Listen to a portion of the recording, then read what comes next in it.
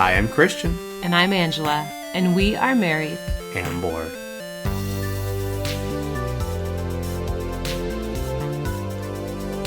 Hey everybody, welcome to another episode of the Married and Bored podcast. Wow, I feel like it's been a while.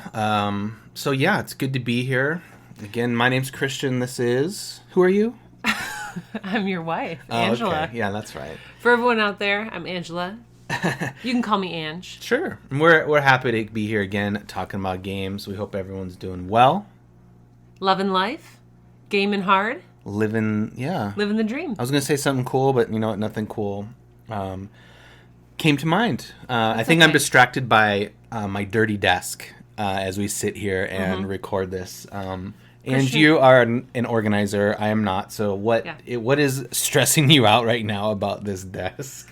Well, just to give you all a visual out there, we have a Tupperware full of Doritos. Yep, that was from Friday's snack. It is now Sunday night. Okay, what? There's a cover on it, so they're going to be crisp tomorrow. Sealed airtight. Yep. Christian, what flavor are those Doritos? The purple bag. I don't know what flavor that is. Sweet chili? Yeah, that sounds right. We've got some Transformers. Yep, I am a fan of them. Okay. I like toys, guys. And these are Beast Wars Transformers. And when I was in like junior high, 6th grade, that was on all the time, and I love it. Also, fun little fact about the last like 5-6 episodes, I fidget a lot. I need something to do with my hands. But that's for all the episodes. What have you discovered in the Transformers are great because they just go from robot to car, robot to monkey, robot to rat, and back and forth again. Yeah. More than meets the eye, robots in disguise. It's a great podcast toy. It is. It's like a fidget toy, but it's not... doesn't make sound. Yeah, it's also very nostalgic for me. Yeah, absolutely. So, yeah. Nope, we're not done. Oh, we're not done, crap. Okay. We've got a random HeroClix card. Yep, that's true. We're not currently playing that game in any way, shape, or form. No, that's from the kids. There's just a random card there. We've also got a dagger. That's true. I do have a knife on my desk. Actual working dagger. A working dagger. Well, it's not a toy. It's got its batteries, and it's got... Yeah, no, I got this from my buddy. No batteries. Got this from my buddy for a birthday one year. He grew up in Kenya, and he gave me a Kenya knife for my birthday. Yeah. We've also got a picture frame of me. Yeah, that's my picture frame of you. However, it's broken. It is broken, so it leans way back. Oh, well, at least you tried to get some picture of me in here. Yep, and then I would probably think... What about this miniature screwdriver that's hanging out here? Yeah, I don't know what that's from. I was fixing something. Okay. Well, that's just a sampling of what is on this desk right now. Yep. Highlights. So yeah, we're here to talk about games. We've got a fun one to talk about. I love rolling dice, and this game is all about rolling dice. Ooh. But first, Ange... Good teaser, by the way. Yeah. What's been going on with us in games? What's up? Okay, well, the number one thing that I would like to share related to our games is that we have finished the building of our bookcase / game cabinet. Yep. Shout out to Christian and Shout his out. father, who spent a lot of time building that beautiful piece of work. And now I have started to fill it. The game part is filled. Yeah, that's unfortunate. And we also have still some games in a closet in Christian's office. Everyone has overflow. It's fine. Yeah. You fill up a binder of baseball cards when you're 10. You put the rest somewhere else. What are you going to do? And we've probably explained this vision before, pre-built bookcase. That's true, a year ago or so. But I do want to say that it brings me so much joy to see our games all in one spot so that when people come over, we don't have to be like, hey, why don't you come all the way through our house, past the living room, past the dining room, kitchen, go down this back hall to Christian's office. Whose desk is probably a mess. Yeah, where who knows how long since it's been cleaned, and then look in the closet and see which game you want to play. And that is how we usually did all of our game nights. Yeah, or we would just put like 3 on the table and then just be like, this is all we have. You can't pick from anything else. That's true, but sometimes it'd be like, oh yeah, Christian, didn't you get that new game, that one? And you'd be like, oh, yeah, why don't you walk back with me? And yes, so we now have a beautiful, I can say that because I had no part in building it. I had some painting parts. You did a coat of paint. Yes. So I appreciate it. I can call it beautiful because it wasn't my handiwork. And even though there's overflow, I really appreciate it. The main game part has doors on it, which I really like because it just gives an overall aesthetic that I like for our front room since it's in a main part of our house. And then I just really like that I can, well, the main part, should we tell them like the structure is the Killax, is that how you say it? Kallax. Kallax shelf from IKEA. Yeah, we hacked up a bunch of hacked, as in like computer hacked, a bunch of IKEA shelves and like built them up around so they look nicer than just a 4x4 Kallax. Yes. So we've seen for years now on the board gaming community that people say these shelves fit board games so nicely. So we knew we wanted to do that for the middle portion. We have already filled it up, but I like that we can maybe rotate things in and out based on what we're feeling. I've tried to organize them by color. Like that was fun. Rainbow. I don't know how long that'll last because that means some games have expansions that are separated from their base game, which might drive me nuts. Like Wingspan, you know, the European expansion is like an orangey yellow. Oh yeah, that new Oceans one, yeah. But then the blue box. The blue box of the original game. So I don't know how long that'll last, but right now it's making my eyes happy. Yeah, no, it was a fun project to do. It took way long. It probably should have been it probably should have been like a 2-week project. But we're not carpenters. My dad did this in his house. And then I think we only had the weekends to work. Our kids are in soccer, so Saturday is soccer. So we'd work for anywhere from 2 to 4 hours every Saturday. And then my dad got sick, and then we got sick. Or there's just always something that got in the way. Yep. And so like a 2-week project turned into like an 8 or 10-week project. That's okay. But it's done. It's done. And I know I wasn't a fan of covering the doors. Covering the games. Games with doors. Yeah, but it looks good. I'm glad we did it. So, yeah. Check out our Instagram. We have pictures up there of how it all turned out. Check out our color-coded games. Yes. And let us know what we should play next. And we'll put those pictures up on the blog, too, so that you can see them if you head to our website. Yeah. All right, Christian. Well, that was my What's Up. What's up with you? It's gonna be May. Oh, I see what you did there. Yeah. It's already May. So, yeah, so it is May. Oh, my gosh. May is turning out. I was looking at, perusing my various correspondence and emails and DMs and various communications. Wow. Various communique. You are way more popular than I thought. It's not really that important. Okay. How many Twitter followers do you 13, I think. Okay, we got 13. Follow us on Twitter @MarriedBoard. So, over the past few weeks, I've gotten updates to the 3 big Kickstarters that we did last year. And they're Nemesis, they are Oath, and then it is Ankh, which we are all very excited for. And I got updates in the last week that they're all going to be shipping in like the next 3 weeks.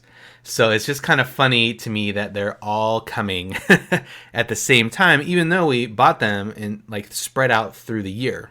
And it's just the shipping, shipping's a mess out there. And now all of these big games, and they are big games, are all going to be here probably in May. Yeah. According to what they've said to me. So I'm excited. I'm also nervous because there's so much content. And I know it wasn't technically May, but we did just in the last week receive Red Rising. Yes. And, well, this one might have been May 1st. Lawyer Up. We did just get that too, which is another funny one that I totally forgot I pre-ordered. Anyone else have that problem where they pre-order something and then they forget? And then it just shows up? It's a great day when that happens. It's like Christmas, it's also kind of nerve-wracking to be like, hey, Ange, I bought this. But the money goes out when you pre-order it, right? Or how does that work? I don't know. I don't even Tell know. the truth. No, I don't know. I think it's when it ships. Oh, that makes sense. So it should have been a couple days ago. And also, I know I wasn't planning on saying this, but I just remembered we watched a documentary on board games on Amazon Prime, right? That is correct. It's called Game Master, I believe. Yes, I forgot about this. And I really enjoyed it. It walks through the creation process of a few specific board games, but also what it takes to create a board game in general and how board games and the community itself has evolved and kind of taken off. Talks about Kickstarter as opposed to companies, like game publishing companies. Talks about... There's a big section on Gen Con. And then the German Game of the Year award, yes. Fleur de Fleur. Isn't it Brett Spiel something? Spiel de Jaren or something. Spiel de... And so it was very interesting. If you're a board game fan, this guy, I'm going to butcher his name. It's like Rizner Knizia or something. He's made like hundreds of games. I think that's his name. No, the last name sounds right. I'm not going to be so sure about Rizner. Rizner? I think it's Rizner. We're going to go with Rizner. Survey says. But anyway, while Christian searches for the correct name for this guy, and also who Eric Lang. Yeah, they did an interview with Eric Lang. Yep. Throughout the documentary, and it was just a really interesting... I had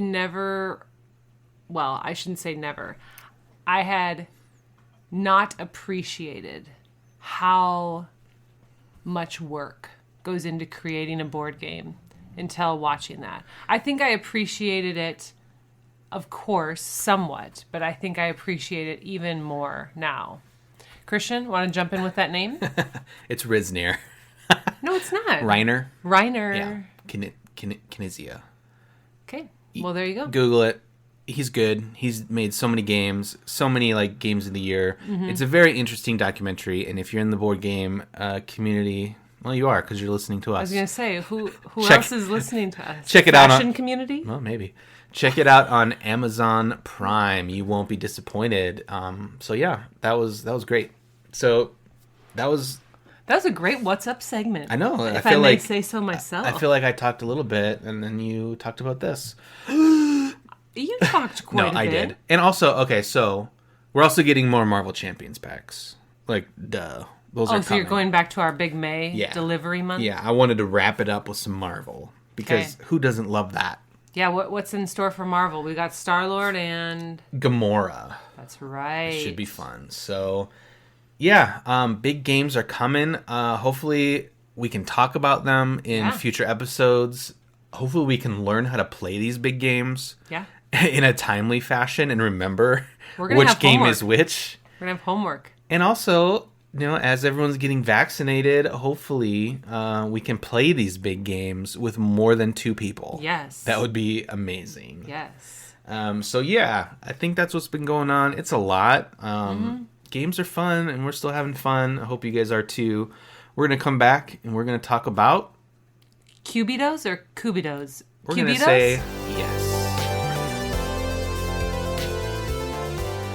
All right, guys, so we are talking about Cubitos. I think that is the proper pronunciation. That's how we're going to pronounce it. I mean, it's a game full of cubes, so it just makes sense. It's a really fun dice game that we've had for a few months. And Angela, why don't you tell everybody what's going on with the game? Okay, guys. Cubitos is a competitive dice drafting racing game for 2 to 4 players. Players are going to take on the role of animals, right? They're animals. Yeah. Racing around a course. And throughout the game, players acquire, quote, friends in the form of dice to help them along the course faster and give them bonuses so that they finish first.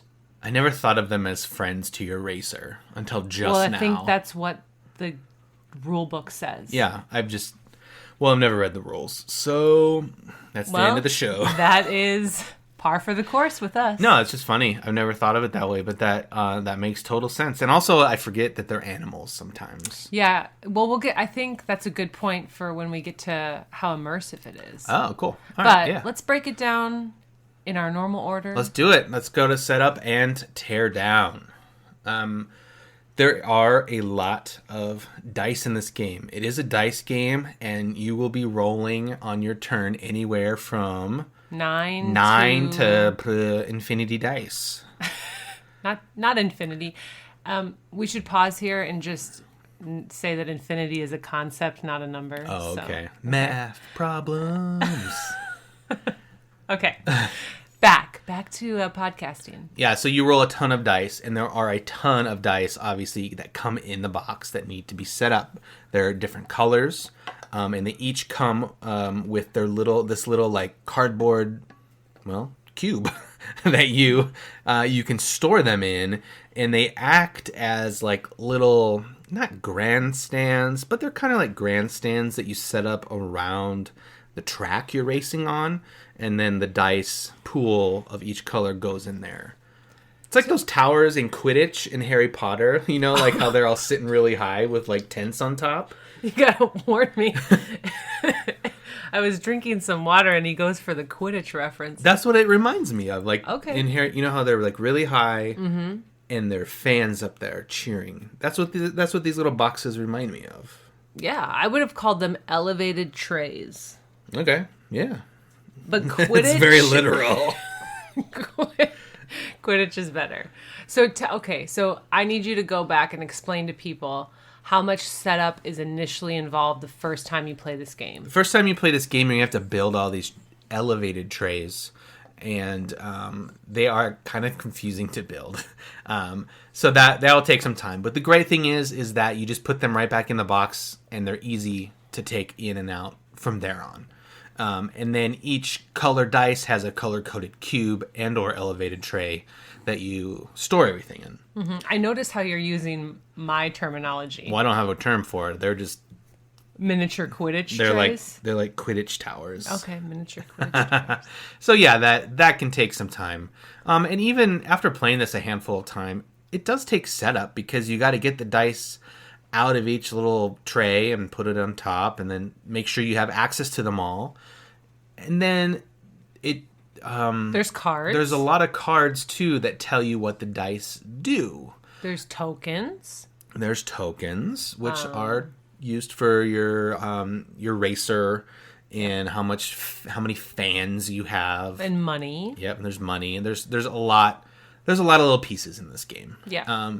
Once you get them all in the right place, though, you're fine. And everything has a place to go when you put it away, which is nice. Right. I do like that everything has a place to go when you put it away. I find that this takes up quite a bit of table space. Yeah, that is a funny thing with this game. Not the most. Like, we have games that take up more table space, i.e. recent episode Stardew Valley. But this one... when you compare it to the majority, I think, of games out there right now, this one takes up quite a bit of table space. And it's deceiving because the race boards are very small. Sure. Which is cool. It's great that they're small. They get the job done. You don't need a huge rebellion-sized racing board for this game. But you're taking up as much space as like a Scythe game with this Cubitos. It's really interesting in that way. Yeah, and the way we do it, because of the simultaneous roll, like turn sequence, we have 2 dice trays set up. Like when we play 2-player, or we have never played 3 or 4-player, but if we did, I would envision everyone would have their own dice tray, so you don't have to wait. Oh yeah, because you're rolling, like we said, 9 to not infinity, but you could probably roll 25 dice if you had Sure, them. Like it's sure. not uncommon. No. And they're smaller dice, so you're able to hold them, which is great. But those dice trays, some of them are big and some are small, and it's just one more thing to put on the table. Yes. Yeah. Okay, so now you did talk about how these they're not cardboard, but they're like heavy Yeah. cardstock, That's probably a better cardstock. They do fit nicely back into the box. You don't have to unassemble them and reassemble them and unassemble them each time. Now, you've heard a little bit of talk on the internet. Scuttlebutt. A little bit of gossip about how some people are really not liking that idea of the box for the dice because of the wear and tear of opening the box and closing the box. How do you feel about that? I agree with them. Like some of ours have ripped, and that's fine. I was like, well, I'll just tape it, and it still is fine. I guess you do you guys. Whatever Life lesson. Yeah, I've seen a lot of people use Plano boxes, which are like the little tackle boxes, and they'll just set out a tackle box full of dice, and then they'll stack the cards in front of that. Interesting. I think that works, and it's a very easy to set up and tear down. But again, there's something about like setting up a racetrack with these tall Quidditch towers, around it that like helps with the immersiveness and the fun of this game for me. Yeah. I feel like it would be like, well, here's all my tools to play this game. Open tackle box. That just I don't know. It just seems so like rigid or weird, sterile. Yeah. And also, I like the colors. Like it's all rainbow, right? So I like just that visual. Yeah, piece of it. And I'm all about the experience when I play games. Yes, it would be great to just close it, put it in the box, and be done. Mm-hmm. But I also like to look at it and talk about it with everybody who's playing and just experience it together and visually. Yeah. So yes, there's going to be some wear and tear on these boxes. They're not made of steel. Okay, but when you said ours is ripped, it got a little tear in it. It's not like it fell apart. And I got a little tear. Oh. In me. When that tear happened? Yeah. Well, tear and tear are spelled the same way. Yeah, who knew? Look at that. Okay. That was a good little interlude. Let's go to point number 2. Yeah, accessibility. How easy is this game to learn how to play? For us, it was fairly simple. It is a dice rolling game, but it is also a dice rolling game where you oh my gosh, it's blanking. What is the term called? Draft? Well, and you also push the limit. Oh, it's a push your luck game. Yeah, there you go. Like Quacks. Mm-hmm. Quacks of Quindlenburg. That's where it gets tricky, is like you, having not played one of those before, it would be kind of difficult to learn now. When can I roll again? Am I out? Do I keep going? Mm-hmm. So there are rules that you have to learn in order to understand that and to be successful. Once you learn those, it takes 1 or 2 rounds, hopefully, then you're good. Mm-hmm. Now, we mentioned cards, and we mentioned the drafting aspect of this. Yep. Each colored dice has different faces, and they do different things. The red dice, for example, think of it as like the army dice. It is about fighting, and it counts. You count how many red dice you have versus how many red dice your opponents have. Most of the time, depending on what card you play, what red card you have active, that could be different every time you play. Yeah. So there's a lot going on, and so learning what each dice does. Each game you play is going to be different, so there's always something to be like, all right, so what is this green dice doing? I know it's a shield, which usually means to stop something, but does it mean stop something in this game? You have to double check the card just to catch yourself up each game. Definitely. And the game, the rule book does walk you through a suggested way to play the courses and the card abilities so that you get used to the simpler abilities on the cards before you start trying to do abilities that might interact in a way that could be confusing. So the game does help you along. But yeah, there is the dice abilities that can make it confusing once they start interacting off of each other. But there are different levels of difficulty with both the race map and the cards you choose to play, giving the dice abilities. I think not everyone, but I think if they've never played a modern board game that is Push Your Luck, people have usually heard of, if not played, poker. And that's kind of this idea, like, do I want to push and see what my next card, blackjack. I was thinking blackjack said poker. Do I want to push and see what my next card would be? Or do I want to stay knowing what I have is pretty good? And hope your opponents don't get better. Right. So people do have this idea of what Push Your Luck is, and they also have an idea of what it is to finish a race first, like, I'm just going around the loop. Yep, it's a race. It's a race. So I think there's some foundational things that some people might have a better foundation, but I think most people know at least blackjack and a racetrack. Yeah, and here's the best thing about this game. Once you and everyone you know who's playing the game knows how to play, the turns, and by turns I mean the dice rolling part of everybody's turn, happens simultaneously. Mm-hmm. So I don't have to wait for Angela, I don't have to wait for Frank, I don't have to wait for, whoever. Yeah, to roll their dice and just be like, all right, well, it's my turn. I'm going to roll 7 times. All that happens at the same time. Yeah. And then it's when you resolve everything, all the faces of your dice, that you take turns. So that helps immensely. Mm-hmm.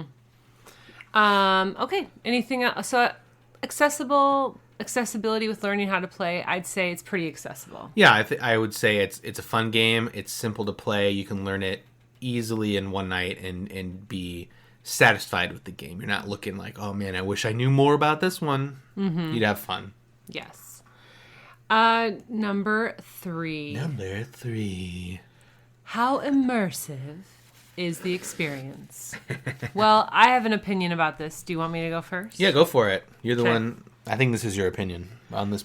Yeah, so you can on these show notes. You can formulate your own opinion. Yep. I'm going to say it's not very immersive for me.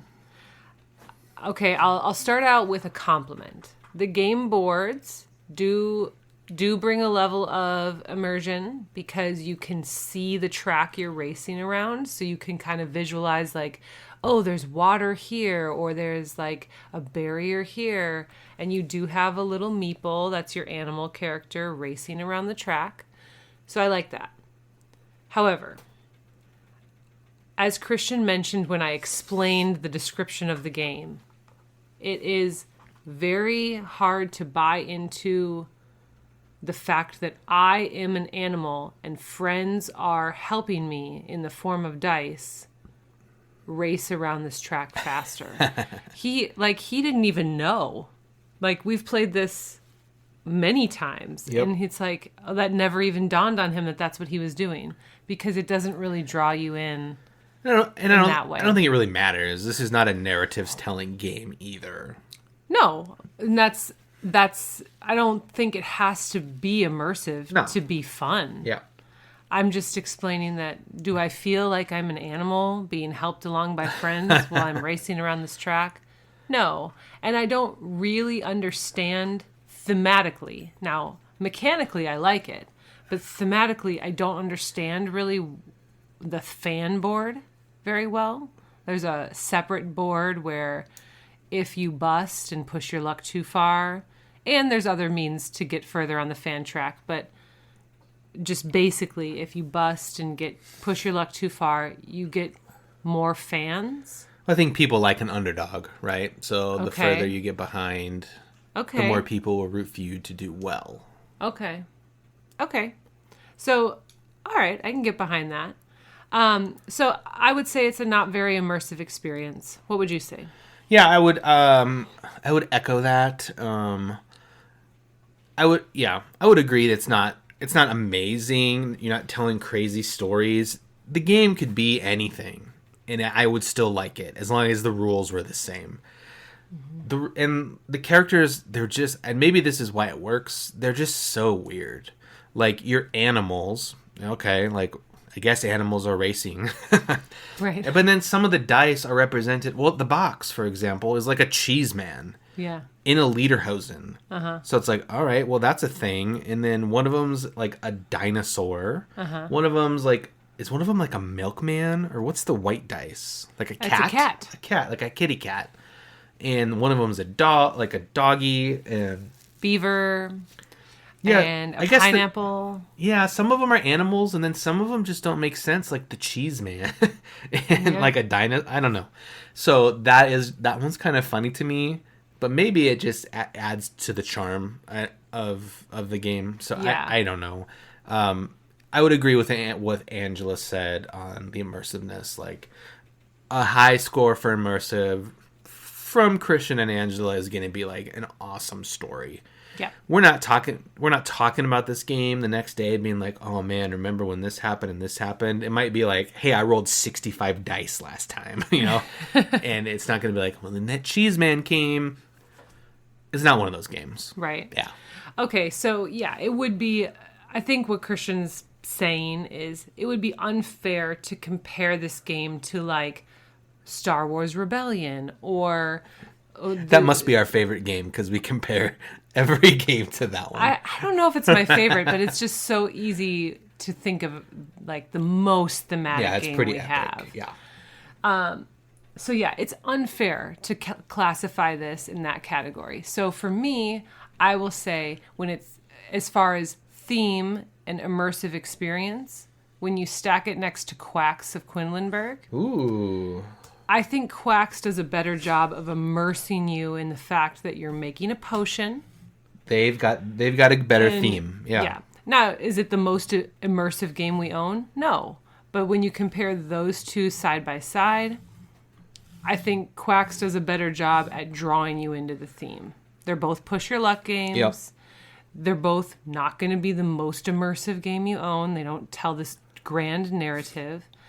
But one thing, I don't know if it would really be immersive, but when you were talking about the characters, it reminded me the cards have really cheeky titles for these. That's true. That is true. Characters, and they're fun to read, and like a couple of them, like we had to read it through a few times and then it dawned on us what it was trying to say. But yeah, so those are really fun to read, and I think it's just supposed to be just a little bit quirky and zany, you know, like what's a cheese doing in lederhosen? Yeah, and I think that's why it works. I think if you think of it as like a 90s cartoon, just the most random like Disney afternoon thing you could think of, where you know, an elephant, a zebra, and a monkey are going to do a race. Yeah. And then all these cheeses and dinosaurs and pineapples come to help them do their race. Yeah. I don't know. Maybe that's what you got to think about. Totally. I do like the comparison to Quacks, though. I think that's, you know, another game that is very similar. But I will say that I have a lot more fun playing Cubitos than I have playing Quacks. Okay. Because I like dice. Let's talk about fun factor. Yeah. For me, I like press your luck games. I do like Quacks. I don't, for some reason, just like reaching into the bag and pulling out a chip is not as fun as rolling 15 dice for me. Mm-hmm. It's just, and I feel like it's easier to roll. Like, I feel like I'm going to do better by rolling dice. Does that make sense? Yes. To me, it does. Yeah, rather than be like, because with Quacks, you're like, okay, I feel 7 chips. There could be 3 bad ones. So the odds are, dice are just dice. You just got to roll them. And, you know, you get what you get. And you don't get upset. Well, that's not true. I get very upset. Especially when I roll 9 dice and I don't get a hit. Yeah, it is amazing with the amount of dice that you will roll in this game. And all of them come up blank. And it is so fun and frustrating at the same time.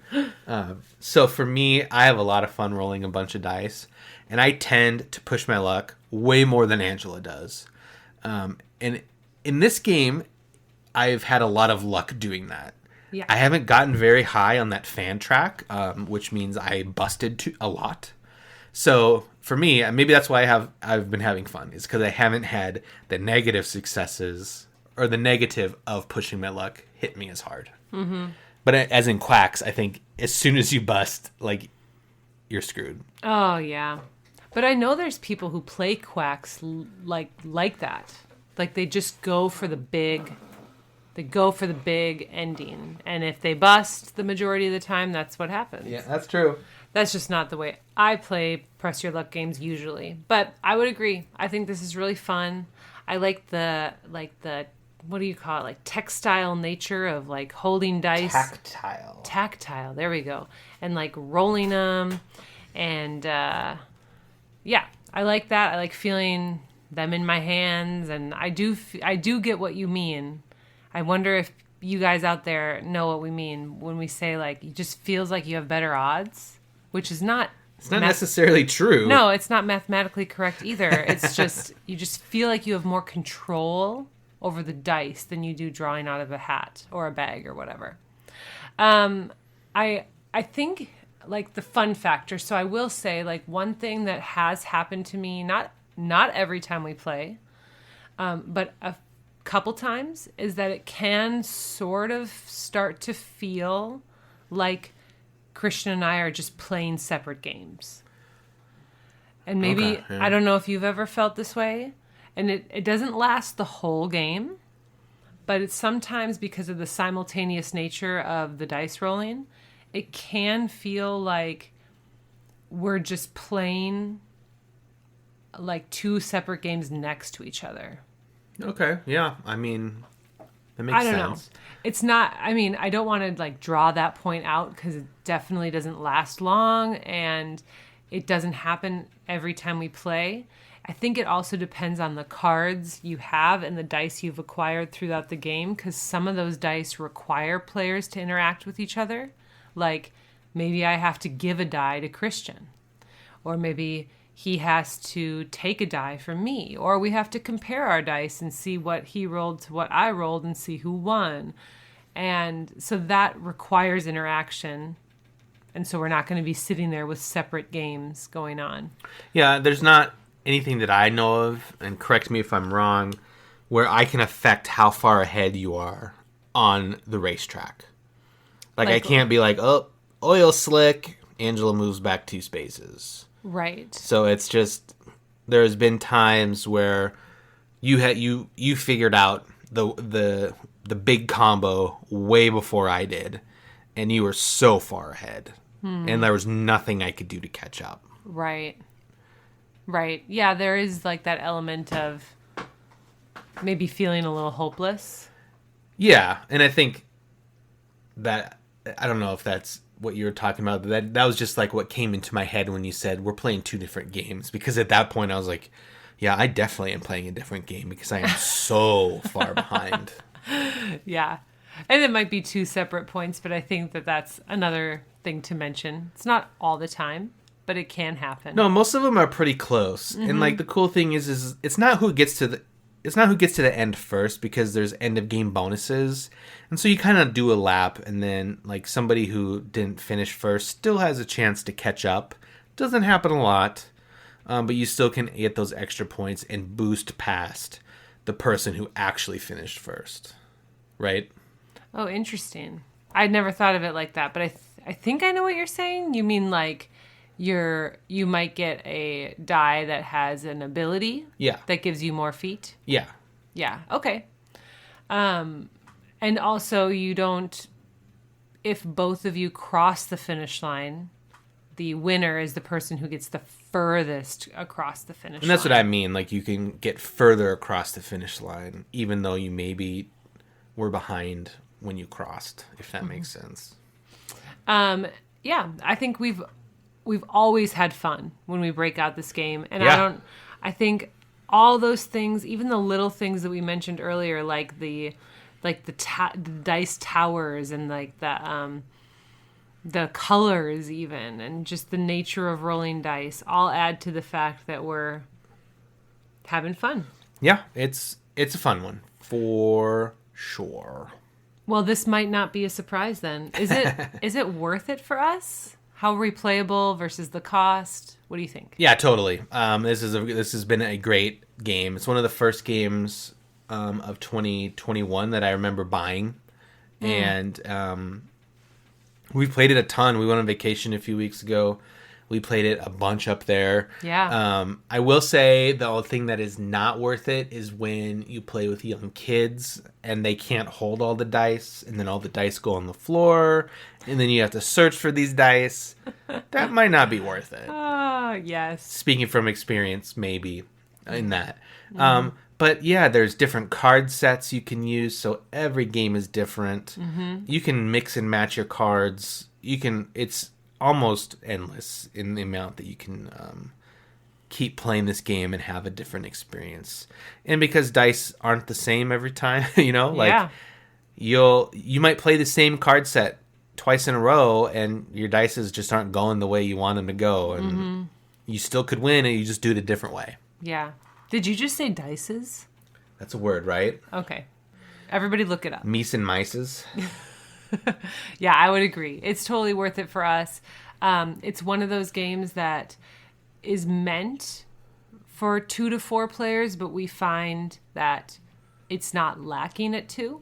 No. Sometimes, well, and maybe to be fair, we haven't played it with 3 or 4, so we would probably notice different things. Well, we played it with the kids, but the thing is with the kids, we didn't do the simultaneous turns. Yeah. Because they definitely needed help on understanding what all the dice faces means. And that would be a tip, I guess I would say. As you're learning, don't do simultaneous turns. Right. Definitely help each other out on what's good and what's bad. And then after a few rounds, then you can move to simultaneous turns. And I think that's where it really obviously gets faster and becomes more exciting. Yeah. So I would say it definitely has a place on our shelf because it can shine for 2, and it can probably shine as well for 3 or 4 adults. I mean, not like us teaching our kids. And it's just so much replayability, like Christian mentioned, with the variety. It's definitely worth it for us. So we will be back to talk about some things that came up when we were playing this game. This episode is sponsored by Showit. Are you stuck in a boring website template? Maybe you don't even know where to start. Experience the true creative freedom with the drag and drop simplicity of a Showit website. Our website, marriedandbored.com, is a Showit website, and we love how simple it is to create. Get started for free at showit.co. You won't be disappointed.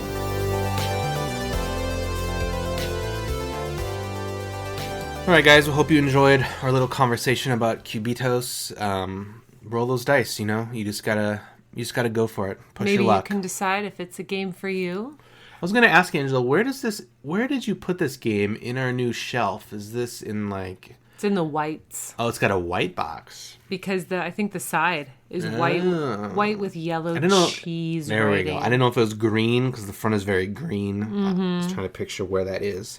Yeah. Well, if you're at our house, it's in the white section. Definitely check it out. Also, that might rearrange by the time you get here. Yeah, we're gonna go alphabetical, yearly, genre.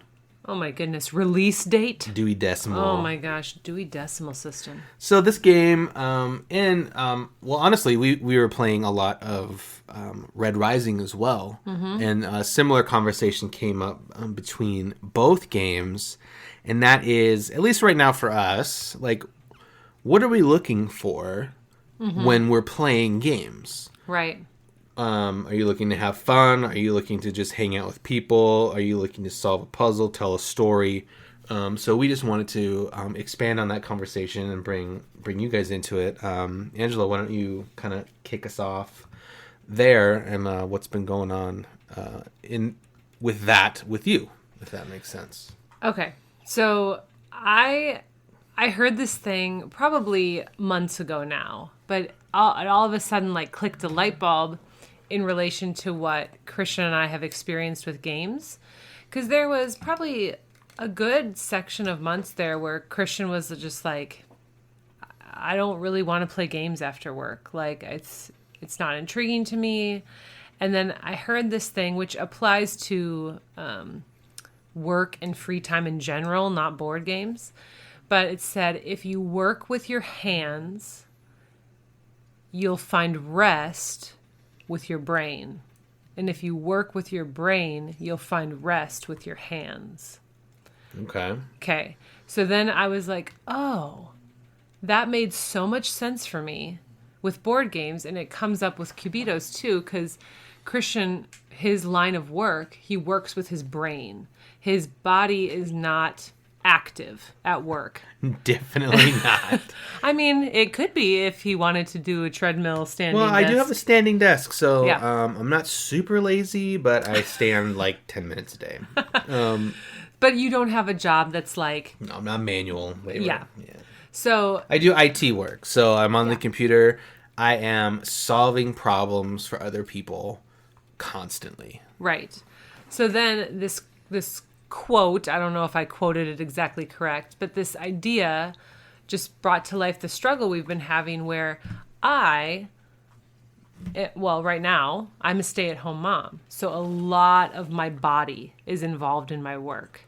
And not as much, like, yes, I'm solving problems, but not in the traditional sense. No, they're 7-year-old and 5-year-old problems. Yeah. So, not in like the mathematical or logical or IT or any realm like that. So when I have free time, I want to solve a problem.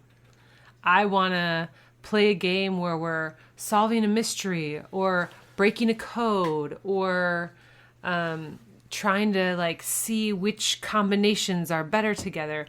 And this with Cubitos, it's like, of course, like Christian just wants to roll dice.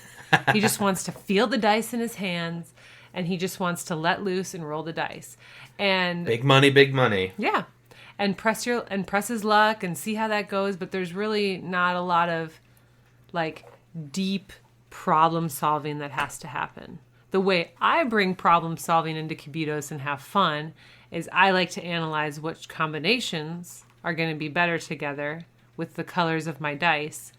But we've found like a happy medium where he can experience like this hands-on action. Now, I'm not saying Cubitos is a workout, people, but this hands-on action of like rolling dice, pressing luck, not diving into these like deep problem-solving skills. But I can dive into the layers of the combinations if I want to and figure out some puzzle of what works well together.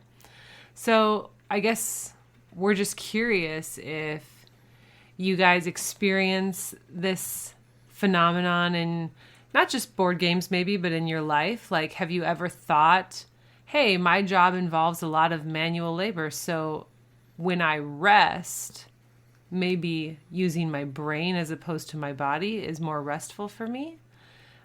Or the opposite, like Christian, like, oh, I use my brain all the time when I work, so maybe using my hands and my body when I rest is better. Yeah, I'm not saying that I do that is how I play every game. There's always a time or place for all that, like in everything.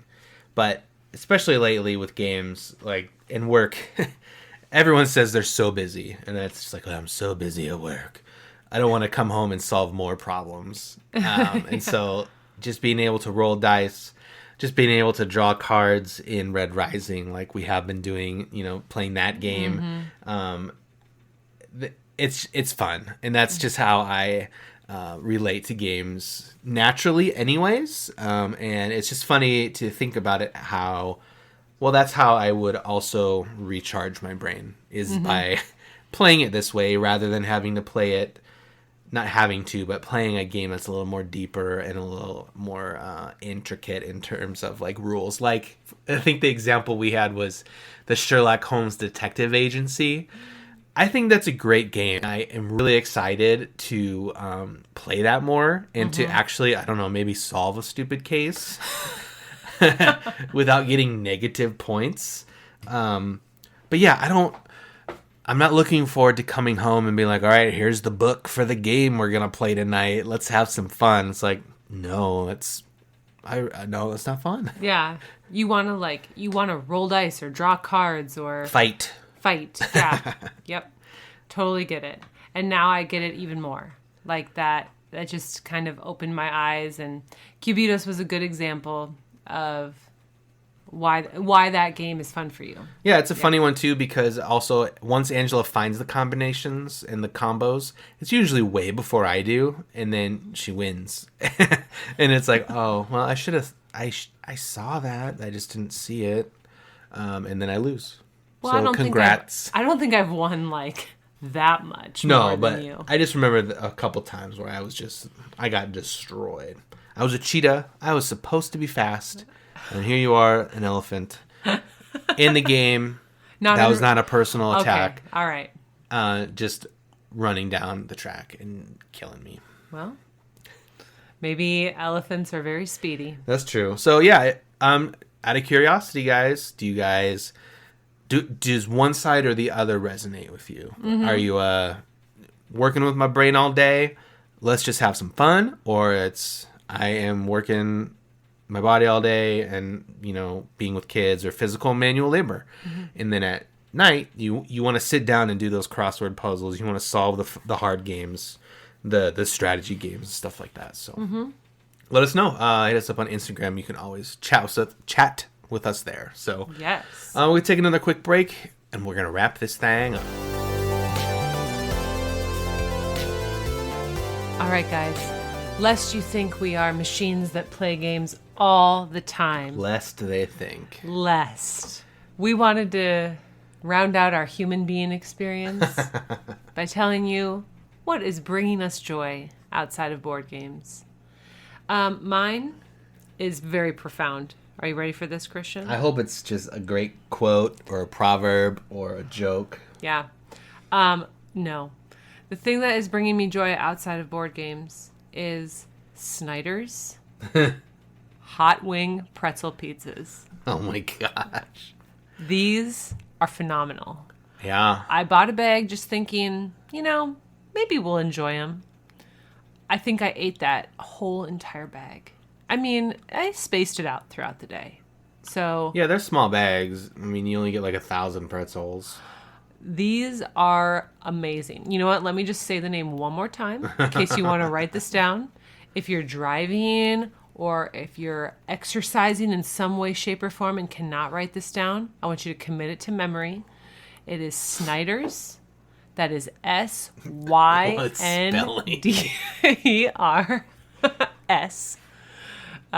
Hot buffalo wing pretzel pieces.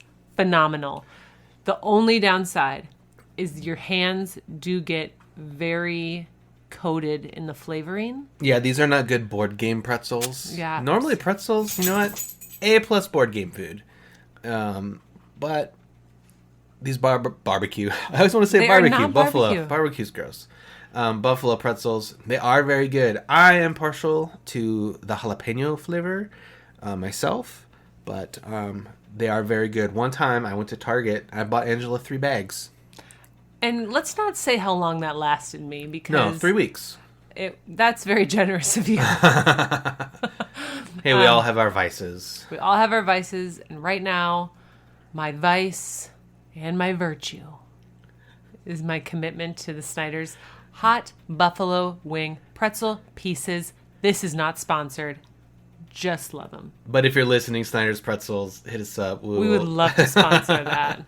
You can find them at Target, folks. And they have many flavors, but the buffalo ones just are changing Angela's world.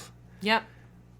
Christian, what is bringing you joy outside of board games? You want to know what's bringing me joy? Cartoons. My number one favorite cartoon of all time is now on Amazon Prime. And what is it? It is called Mask, Mobile, Armored, Strike, Command. You might say, Christian, Command starts with a C, but Mask is spelled M-A-S-K, so Command in this sense starts with a K. And that's just how it is. It is an awesome show. I have all the toys. It is my goal in life to complete the collection of all the toys ever made. And honestly, I only need like 5 more.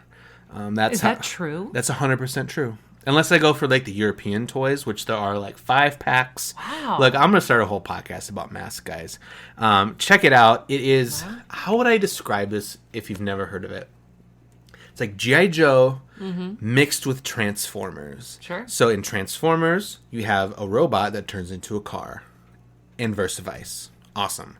G.I. Joes are fighters, and they have cool stuff, but they don't have anything that transforms. So if you mix them together, you get a fighter person. They're not really fighters, but whatever. You get a driver of a car, and like, for example, I don't know, I want to say like an 86 Camaro because it's from the 80s. Nice. It turns into a jet. Love it. So cool. Everyone has masks, which do like special powers. They shoot laser beams. They do like lifter beams. Oh my gosh. I could talk about this for a long time. This is probably the most excited I've been Apparently. on the podcast in years. Wow. Not really. So if you want to know more about me, watch this show. It's called Mask. Maybe we'll put a picture of it on Instagram. Sure. The whole series is on Amazon Prime. 65 episodes. Yeah. I had it already, but you know what? I'm watching it again because it just brings me that much joy. Yeah. How did our kids feel? You know what? I made them watch it once, maybe like 2 years ago. And so that would have been like 5 and 3. I got into it when I was 5 years old. I remember that. And now our 5-year-old at the time is female, so she didn't really care when Anna and Elsa are around. But we watched it again this last week, and they both thought it was cool. I think it helps that they are both also really into superheroes right now. And so it's kind of superhero-y. It's good versus evil. The bad guys always try to steal something. The good guys stop them. So it's just the classic like 80s cartoon tropes. And they also have PSAs on it, which I think are so good. You know, don't leave your garden tools laying on the ground because you can step on them. Like, that's one that I will always remember. It's like, all right, yeah, don't step on that rake. It's a good life lesson. Because I didn't see the 6-foot rake laying on the yard. Well, you know what? You can never be too careful. And you know who stepped on it? Bruno Mad Dog Shepherd from the cartoon. He stepped on it, and it hurt his chest. And now I know. 7-year-old Christian was like, I'm not gonna step on rakes anymore. Absolutely. Well, in a fun twist of events, you can combine our two things that we're enjoying outside of board games. Maybe after this episode, we're gonna watch an episode of Mask with the Snyder's hot buffalo wing pretzel pieces. Guys, I'm just realizing right now how much joy it brings me. So if you are a Mask fan and listen to this show, oh my goodness, we're gonna have lunch. Hit us up, Angela. How can everyone get in contact with us as we wrap up the show on Cubitos and Mask and pretzels? Okay, well, you can find us at Married and Bored on Instagram. Yep. You can email us, hello@marriedandbored.com. You can visit our website, marriedandbored.com. Yep. You can also find us on Twitter, where we are not by the same handle. No, it's super annoying. Somebody's squatting on Married and Bored. It's not us. So at Married Bored. I would love to get more people on Twitter. There's a huge board game community on Twitter, so I would like to be a part of it more. Yes. At Married and Bored. Follow us and like our stuff when we post there. That'd be amazing. At Married Bored. Yes. That's the Twitter one. Yep. Married Bored. Yep. Okay. Or apparently you can find us at our new Mask podcast that Christian is starting that he mentioned. Yep. Or maybe just random Mask fan clubs that are on the internet. Look, I'm not going to say, but my first email address was named after a Mask character. Yes. My personal Instagram is also named after a Mask character. Mm-hmm. I'm not ashamed of it. They're figurines at our wedding. That's true. Our wedding topper for our cake was Mask figures. Yes, it I was. think that deserves a picture for the Instagram. All right. Angela had no idea what they were. Nope. But that was almost the best thing of the whole day. Oh. On that note. I said almost. Almost. It was close. All right. It was fun. All right. No one knew what it was except me. And you can see how much joy this interaction between you and me It is brings bringing me. him so And much then joy. and then mask wedding. It's amazing. It's coming full circle, guys. We'll see you here next time on Married and Mask. We hope everyone has a great time playing games. Definitely hit us up on all the stuff that we asked. That we talked about. That we talked about. We'd love to chat with you guys. Until next time, keep it classy. And remember, before you cross the street, look both ways.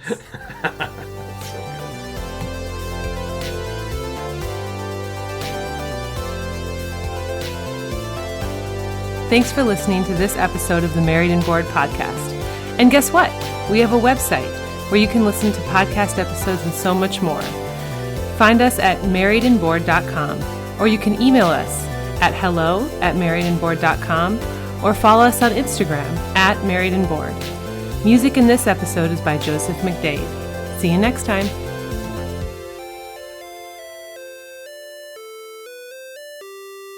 Mass crusaders working overtime, fighting crime. Fighting crime!